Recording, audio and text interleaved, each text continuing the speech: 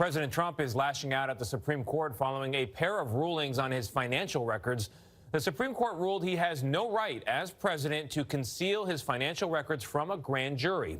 But the justices also decided that House Democrats cannot see that information right now, at least based on the arguments they're making currently. Paula Reid is at the White House for us. Paula, good morning. So what do these decisions mean for the near future?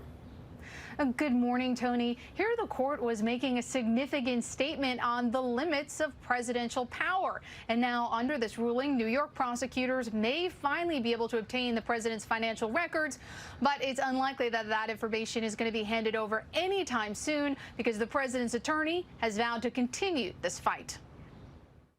This is a political witch hunt. President Trump was indignant after the Supreme Court ruled that he cannot block subpoenas from a state grand jury just because he's president. It's a hoax, just like the Mueller investigation was a hoax. The court ruled that the president can't block the release of his financial records to a New York grand jury.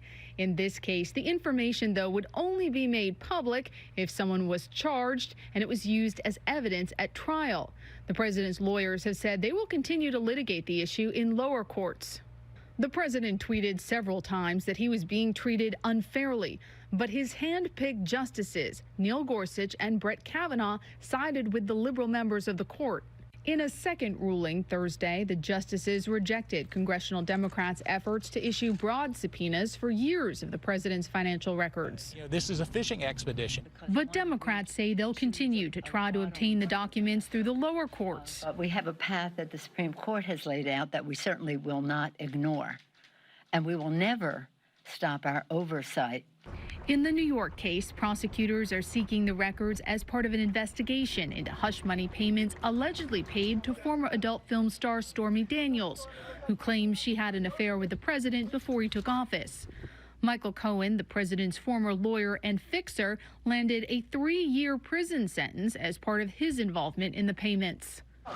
Cohen was released to home confinement earlier this year over coronavirus concerns in prisons, but he was recently seen eating dinner out in New York City, potentially violating the terms of his release. He was taken back into custody Thursday.